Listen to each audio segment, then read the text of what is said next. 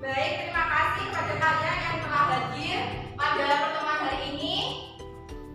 Untuk selanjutnya, sebelum kita memulai pembelajaran, supaya kalian nantinya pada saat pembelajaran nyaman, coba cek di sekeliling kalian apakah ada sampah atau tidak. Jika ada, nanti bisa disimpan terlebih dahulu. Kemudian nanti ketika pembelajaran telah selesai, bisa dibuang di tempat sampah. Apakah ada sampah? Itu sepertinya bisa tidak ada dan kelas bisa diambil terlebih dahulu. Sudah, Bu? Sudah. Baik, sudah. Jika sudah,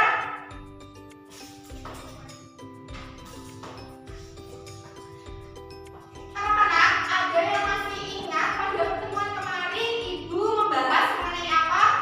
Sejarah perekonomian. Benar sekali, sejarah perekonomian Indonesia.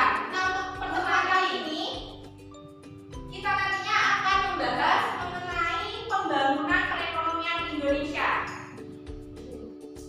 Nah, dari gambar, icon atau simbol aplikasi yang Ibu tampilkan, apakah kalian sudah pernah mengetahuinya? Sudah, Bu? Itu e-commerce. Nah, anak-anak, apakah kalian pernah berbelanja menggunakan aplikasi jual beli online tersebut? Bu. Ya, Ibu tanya, siapa saja yang bisa melakukan kegiatan jual beli barang dan jasa? Yang orang, semua orangnya. Orang. Ya, benar sekali. Jadi siapa saja itu dapat melakukan aktivitas kegiatan jual beli barang dan jasa. Demikian halnya kalian itu bisa membeli barang-barang dari luar negeri, dan juga kalian dapat menjual barang-barang untuk diakses oleh masyarakat luar negara.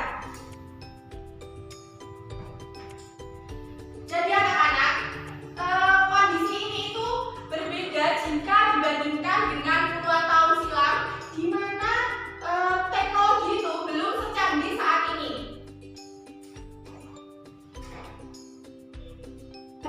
Nah, jadi anak-anak, teknologi itu sangat berperan penting sekali dalam perkembangan perekonomian Indonesia.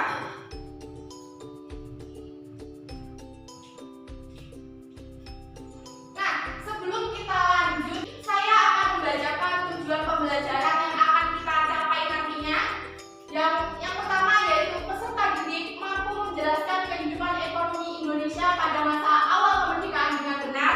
Yang kedua, peserta didik dapat menganalisis kehidupan ekonomi Indonesia pada masa Orde Baru dengan benar. Dan yang ketiga, peserta didik dapat menganalisis kehidupan ekonomi Indonesia pada masa reformasi dengan benar. Dan yang terakhir yaitu peserta didik dapat membandingkan perekonomian Indonesia pada masa awal kemerdekaan, Orde Baru, dan juga reformasi dengan tepat.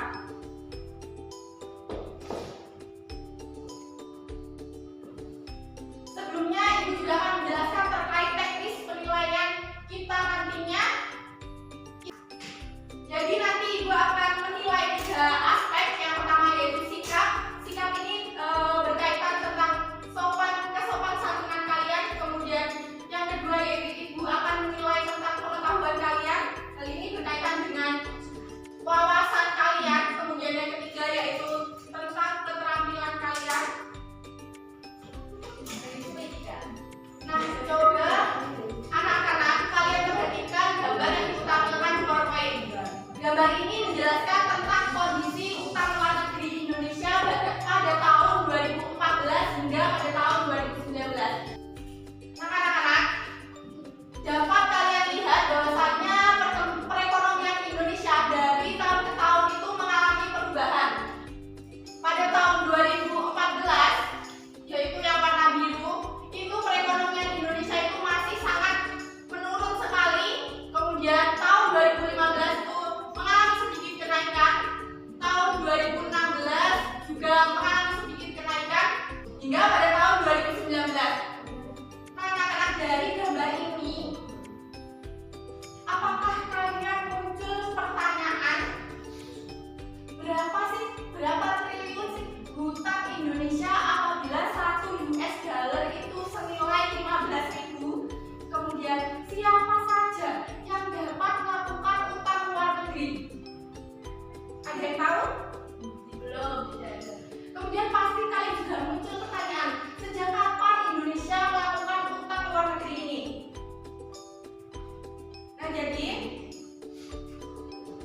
jadi anak-anak, pihak negara maupun swasta itu dapat melakukan utang luar negeri. Utang ini digunakan untuk investasi maupun modal pembangunan yang sejak awal kemerdekaan hingga masa reformasi.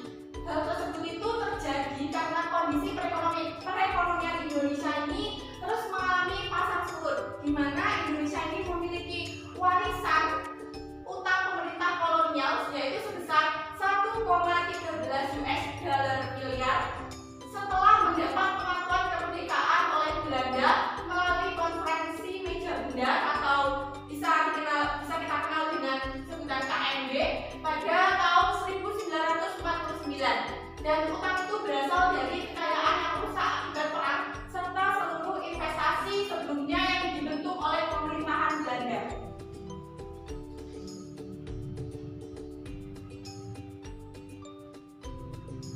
Nah, kemudian yang selanjutnya yaitu ke kondisi perekonomian Indonesia di awal kemerdekaan. Indonesia merdeka, adik tahu Indonesia itu merdeka pada tahun berapa? 1945. Benar sekali, yaitu pada tahun 1945, tepatnya pada tanggal 17 Agustus. Nah, pada saat ini kondisi politik Indonesia itu belum sepenuhnya stabil anak-anak. Jadi hal itu kenapa, Bu? Jadi karena pada saat itu Jepang itu masih memegang status quo. Selain itu, pada saat awal kemerdekaan, struktur pemerintahan itu belum terbentuk dengan sepenuhnya, sehingga pada saat itu juga kondisi politik Indonesia itu belum stabil. Nah, yang ketiga, perekonomian belum stabil. Jadi, perekonomian Indonesia ini belum stabil juga dipengaruhi oleh kondisi politik Indonesia yang belum stabil. Nah, anak-anak, jadi kondisi politik Indonesia yang belum stabil itu mempengaruhi kondisi perekonomian Indonesia juga. Jadi, pada saat awal kemerdekaan, karena seperti yang Ibu jelaskan tadi, di mana struktur pemerintahan itu belum terbentuk sepenuhnya. Jadi hal itu juga berpengaruh pada perekonomian Indonesia. Pada saat itu, pada awal kemerdekaan, perekonomian Indonesia itu banyak sekali mengalami permasalahan-permasalahan seperti hiperinflasi, kemudian pajak yang kosong, dan lain sebagainya. Nah, dari permasalahan-permasalahan tersebut, sebenarnya pemerintah itu sudah melakukan beberapa upaya perbaikan perekonomian. Yang pertama yaitu melaksanakan program pinjaman nasional, di mana program pinjaman nasional ini dilaksanakan oleh Menteri Keuangan yaitu PR Surahman dengan persetujuan dari BPKNIP atau Badan Pekerja Komite Nasional Indonesia Pusat. Kemudian upaya yang dilakukan pemerintah lainnya yaitu melakukan diplomasi ke India pada tahun 1946, di mana Indonesia ini membantu pemerintah India yang tengah menghadapi bahaya kelaparan dengan mengirimkan beras seberat 500 ton. Nah, kemudian yang ketiga yaitu hubungan dagang. Yang ketiga yaitu hubungan dagang langsung ke luar negeri, di mana hubungan dagang ini berhasil membuat Amerika Serikat bersedia membeli hasil ekspor Indonesia berupa gula dan juga karet.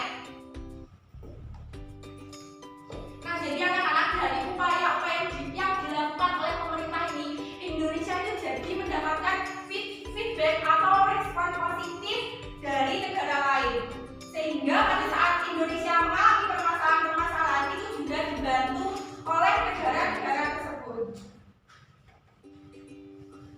Nah, untuk selanjutnya Ibu akan meminta kalian membentuk kelompok.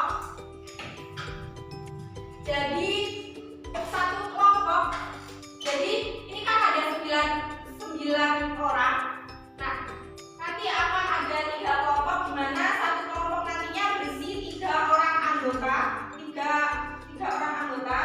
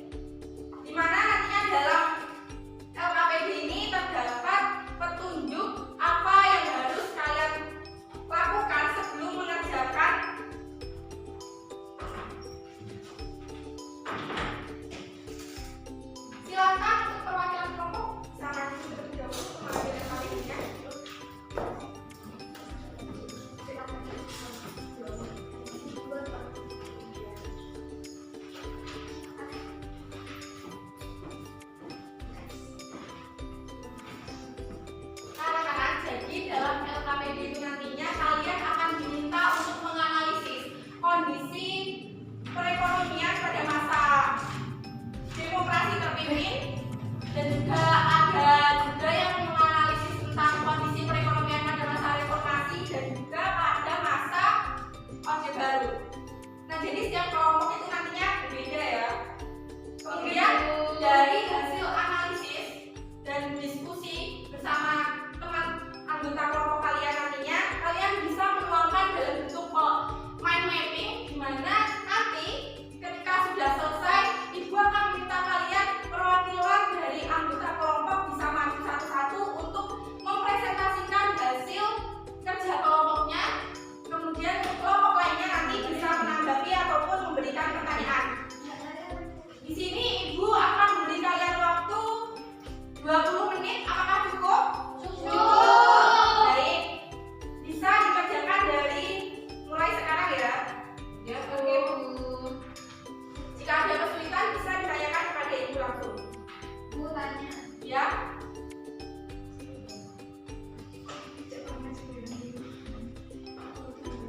Ya, bisa. Bagaimana?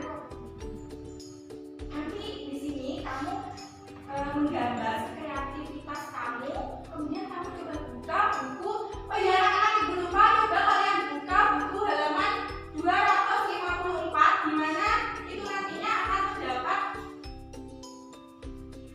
materi yang bisa kalian ambil poin-poinnya untuk dibuat mind mapping. Nah, jadi nanti kalian bisa menggambar sekreatif mungkin, karena nanti gambar kalian itu juga akan ibu nilai, masuk ke dalam nilai keterampilan ya.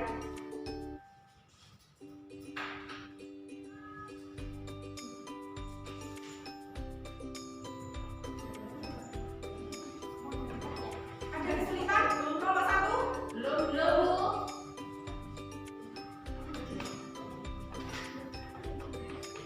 Sudah paham? Sudah Bu, sudah. Ya, baik. Bisa langsung dikerjakan. Karena waktunya sangat terbatas sekali. Oke Bu.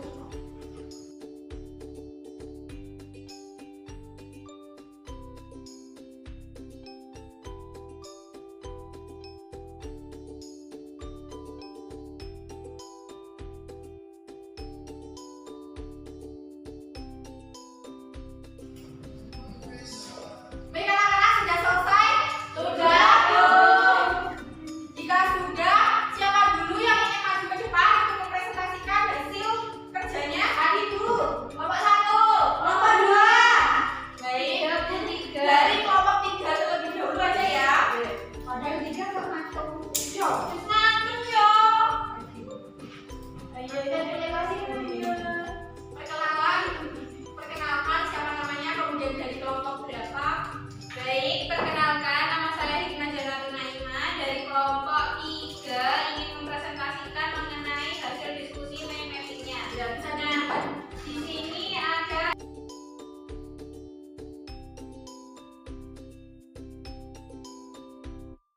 ya, bagus sekali. Baik, dari anggota kelompok yang lain, apakah ada yang ingin bertanya atau ingin menanggapi? Sebentar Bu Hikmah, jangan kembali terlebih dahulu ya. Mungkin teman-temannya ada yang dibingungkan, ada yang ingin menanggapi atau memberikan saran. Ini benar? Tidak ada yang ditanyakan? Tidak. Baik. Baik. Berikan ongkos kepada kelompok 3 yang sangat bagus sekali mempresentasikan hasil kerjanya.